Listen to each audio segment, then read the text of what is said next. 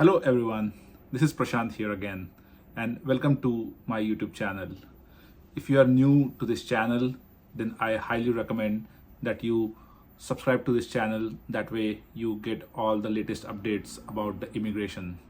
So, as you know, I make immigration related videos and I also use lots of data available to make informed decisions, and I share my findings and insights with you.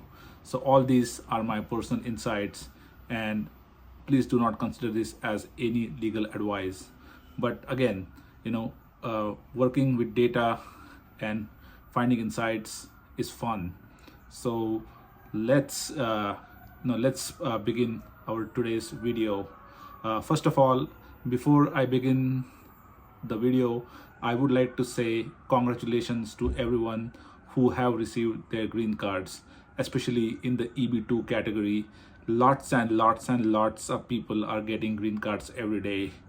From my friends, friends, I can just share so much good information about the EB2 green cards, where people have filed the I-485 form in just this year, February, March, April, and they have received their green cards in last 2 to 3 weeks. So that actually tells us that USCIS is actually processing the green cards really fast, and they are going all out to, all in to go and adjudicate all 281,000 visa numbers available this year. And that's a great news for not just the current people with the current priority date, but for everyone, right? Because we are all in the queue, and then once the backlog is cleared, then the next batch of people will be eligible for the green cards. So again, congratulations to everyone who are getting the green cards. You have definitely earned it, and it's been a long time. So now relax, celebrate, and then don't think about USCIS or don't think about immigration, right? You have earned it. Just support your fellow brothers and sisters in the fight to get more green cards. Okay, so with that, I would like to kind of do like a report card for the visa bulletin.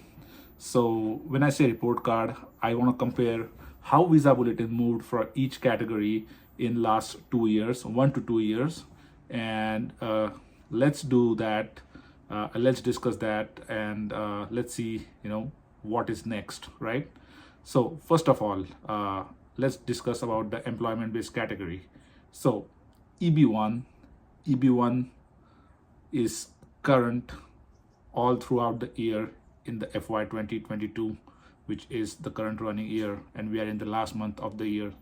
So EB1 remains current for all the countries, and it will remain current for foreseeable future for all the countries, including India. So if you are eligible for EB1, I highly recommend you move to the EB1 category and get the green card for you and your family. But EB1, not a big news, right? But let's go to EB2, and what a fabulous 2 years we have had in last 2 years, right? So if we imagine, if somebody would have said to me in October 2022 that EB2 India is going to move by almost 6 years, I would have laughed at you. But no, it has happened, and yes, it is true. So in October 2020 visa bulletin, EB2 India final action date was in 2009, early 2009, and now it is in 2014 December, so almost 2015.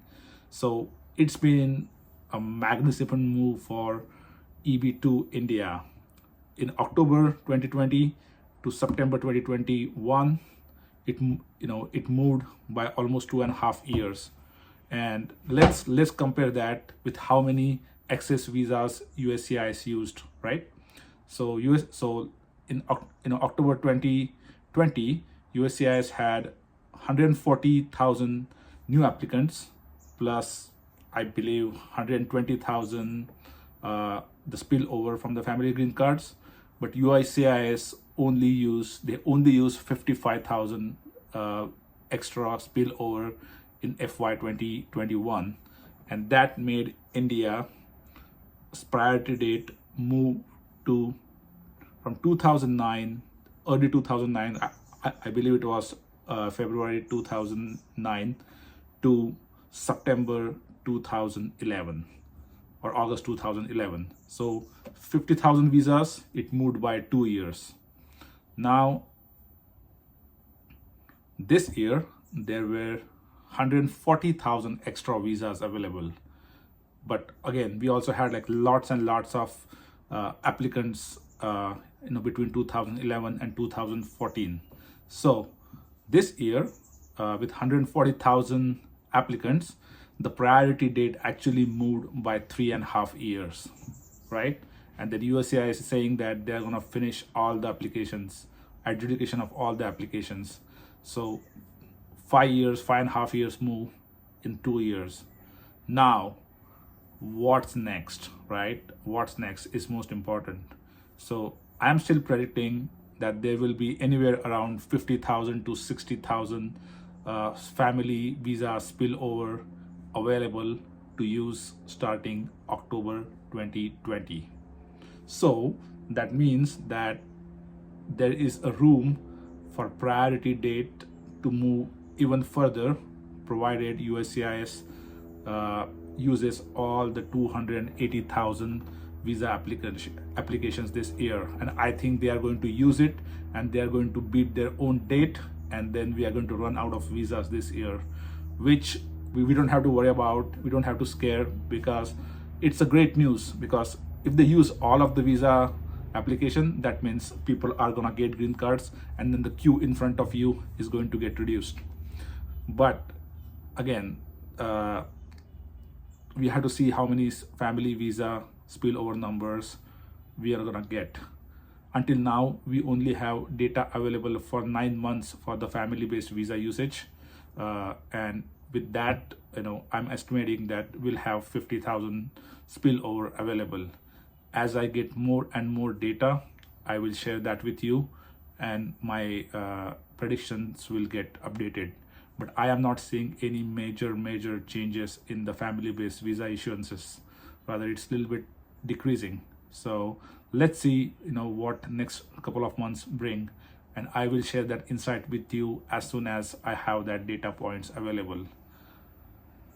So that leaves us with, where is the priority date going to head after October 2022, right? So as I discussed in the last year, in my last video, USCIS is going really, really cautious, right? So we have to be cautiously optimistic. So this one was the last visa bulletin of this year, correct?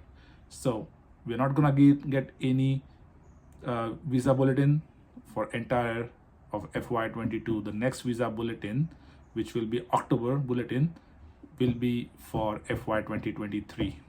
So as expected, USCIS went cautious, and then they did not move priority dates at all, because they think that there are enough visa applications available, and then they can use all of them. So they did not move the date, and then they did not retrograde the date, which is a great news in my opinion. That means that they just have just enough applications to use 280,000 visas. Now, they will not know. So, well, honestly, right, they will not know how much family-based visas are used, until end of September. So they will actually don't have that count of family-based visas spillover until end of September. But I'm sure they are able to estimate how many visa numbers will get spilled over, and based on that, they will likely move the priority date next month, starting October visa bulletin, which will come in the first or second week of September. So let's wait and see what that brings. But I am actually expecting that for EB2 India, the priority date will move ahead, assuming that there is enough spillover by at least 3 months, maybe 6 months. But at the start of the October, USCIS might go a little cautious, and then as they have all the visa numbers available from family base, and then they have some insights on how many rest of the world visa numbers are available, like usage, they will actually move the priority dates, much more, strongly in November visa bulletin. But based on all the data that I currently have, I don't think that the dates are going to retrogress, which is a great news for EB2 India. So that's great. For China, visa dates, EB2, they moved from 2018 September to 2019 September, so 1 year move. So China is really moving at a steady pace of 1 year, so that's a good news for China that they're also getting the green cards. Now, most important, now let's talk about EB3. So for EB3 India, last 1 year has not been so good. We all know that. So for EB3 India, the priority date has actually retrogressed from December 2014 to now into like February 2012. So 2 years of retrogression in 1 year, and we all know why, right? Because lots of people, they moved from EB2 to EB3 when the priority date become current for 2015 EB3, and then EB3 again retrogressed. If I'm EB3, I would be sad, but I don't think we need to be sad at all, because getting green cards, overall 280,000 green card is going to help EB2 and as well as EB3. So my recommendation to you is for EB3, people with EB3 India, you are working for a very long time now.